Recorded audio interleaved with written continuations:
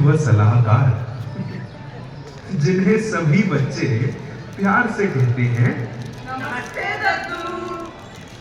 जी हाँ, दद्दू। अब आप सब लोग यही सोच रहे होंगे कि मैंने इन्हें सलाहकार और सर्वज्ञानी से क्यों सम्मानित किया।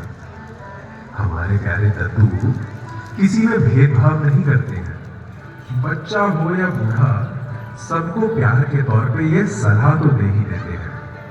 चलिए देखते हैं आज किस किस को सीख मिलती है।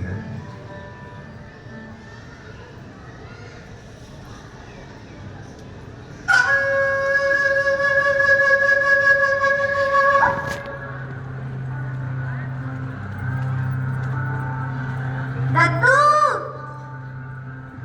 दत्तू, मम्मी पापा हमेशा कहते हैं कि सत्संग चलो। हाँ तो बेटा जाना चाहिए, बिल्कुल जाना चाहिए। लेकिन क्यों?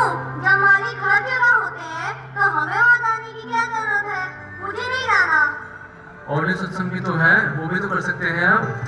अरे बेटा जी, हवा भी तो हर जगह हो वैसे, धूप में भी और छाँव में भी।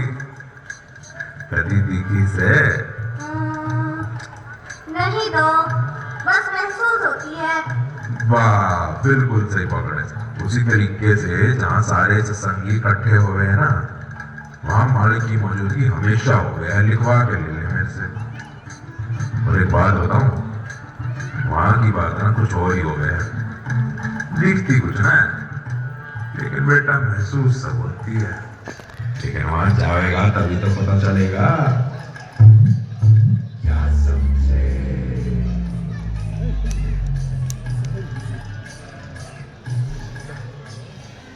राधा स्वामी। एक सत्संगी का मूल कर्तव्य परमार्थी धरोहर और उसकी असीम विरासत को अग्रसर करना और सदैव मालिक से दया व मेहर की गुहार करते रहना होता है। वे ही हम सबके पालक और उद्धार करता है। और जैसे आप अपनी दुनियावी दौलत का ध्यान रखते हैं, उसी तरह अपनी परमार्थी दौलत के बारे में भी विचार करें। इसी मूल दर्शन को दर्शाती है जनकपुरी ब्रांच की लघु नाटिका विरासत। आइए देखते हैं।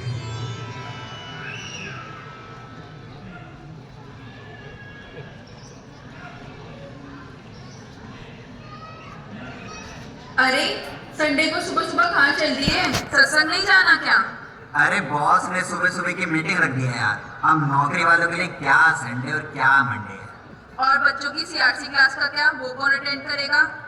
हाँ हाँ क्यों नहीं, कहो तो ऑफिस में ताला लगा दूं। ऑफिस तो मेरे घर का है ना। देखो ये सब मेरे हाथ में नहीं है, बुलाया है तो जाना पड़ेगा।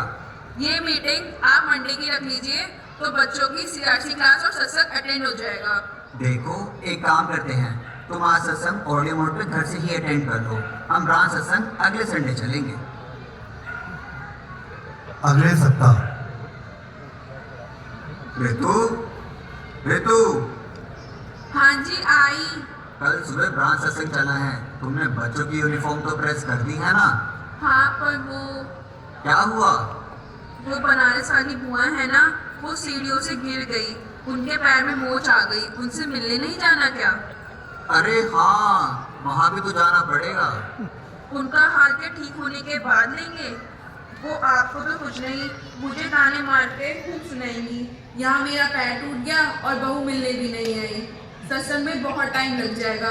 सत्संग अगले हफ्ते चलते हैं। और इस तरह से दुनियावी कार्रवाइयों के चलते वो दंपत्ति परमार्थी सेवा से दूर होते चले गए और साथ ही उनके बच्चों का भी सत्संग में रुझान कम हो गया। कई वर्ष बीतने के बाद वे सत्संगी दंपत्ति अब बुजुर्ग हो चले थे। अब खुद से उनका सत्संग जाना भी नहीं बन पा रहा था, पर अब उनका मन सत्संग के प्रति बड़ी उत्सुकता से लग रहा था। विमो, बेटा विमो, मैं सोच रहा हूँ क्यों ना इस भंडारे पर हम सब मिलकर दयालबाग चले। ऐसे में हजूर के बहुत दर्शन मिलेंगे। हम सब तुम्हारी उम्र में खूब सेवा और सत्संग किया करते थे। यार करते हैं प्लान, मैं बताता हूँ आपको।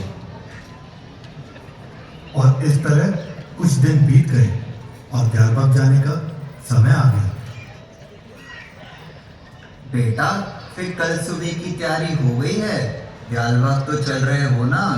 अरे डैड, सॉरी डैड, वो मैं आपको बताना भूल गया। कल हम ऑफिस के सारे दोस्त मिलके गोवा जा रहे हैं और हमने अपनी फ्लाइट की टिकट भी बुक कर रखी है। ब्यालबाग हम फिर कभी प्लान करेंगे। हाँ हाँ, तुम गोवा ही जाना, सत्संग के लिए तो टाइम नहीं है तुम्हारे पास। अरे मॉम प्लीज यार, आप रिशिता को ले जाओ ना। अरे डैड, मैं भी अवेलेबल है। मेरी बेस्ट फ्रेंड का birthday, I just can't miss it. अब ब्यालबाग का कभी और प्लान करना। क्या हो गया है हमारे बच्चों को?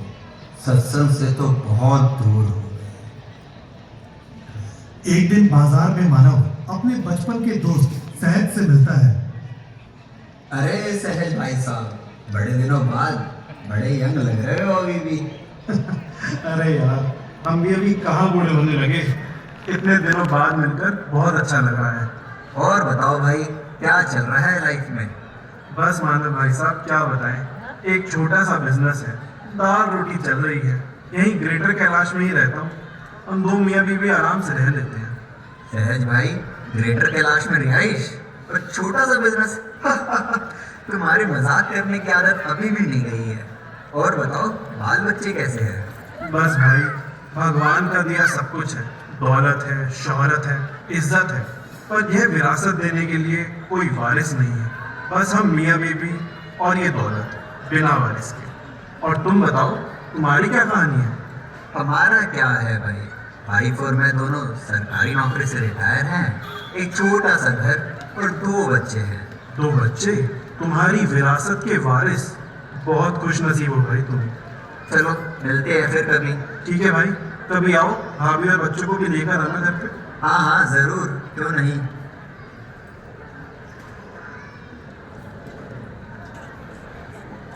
अरे, क्या सोच रहे हैं? आज मार्केट में मुझे मेरे बचपन का दोस्त मिला। बहुत अच्छा कर रहा है। ग्रेटर कैलाश में कोठी है, धन दौलत है, परंतु उसकी कोई औलाद नहीं है जिसकी उसको बहुत कसक है। सब किस्मत का खेल है, इसमें कोई कुछ नहीं कर सकता। आप क्यों परेशान होते हैं? मालिक की दया से आपके तो 2 वारिस हैं। तुम ठीक कहती हो। इस दुनियावी दौलत के तो 2 वारिस हैं, पर इस परमार्थी दौलत का क्या, संस्कारों का क्या, जो इस दुनियावी दौलत से अधिक मूल्यवान है, उसका तो कोई वारिस ही नहीं है। अब मुझे बहुत अफसोस होता है कि हम अपनी जवानी में दुनियावी कामों में इतना व्यस्त हो गए थे कि हम बच्चों को सत्संग से जोड़ ही नहीं पाए। हमारे बाद हमारी परमार्थी दौलत का, पोथियों का और मालिक के स्वरूपों का ना जाने क्या हो। आप सब लोगों से हाथ जोड़कर प्रार्थना है कि आप सब लोग इनकी गलती से सबक लें और ये गलतियां ना दोहराएं। आप अपने बच्चों को सत्संग में अवश्य लेकर जाएं और उनको सत्संग की सभी गतिविधियों में भाग दिलाएं। मालिक द्वारा जो भी एक्टिविटी बच्चों के लिए सत्संग में जारी है, वह उनके विकास और उन्हें सत्संग में लगाने के लिए है। जैसे आप अपनी दुनियावी दौलत का ध्यान रखते हैं, उसी तरह से अपनी परमार्थी दौलत के बारे में भी विचार करें। रा धा स्वा आ मी।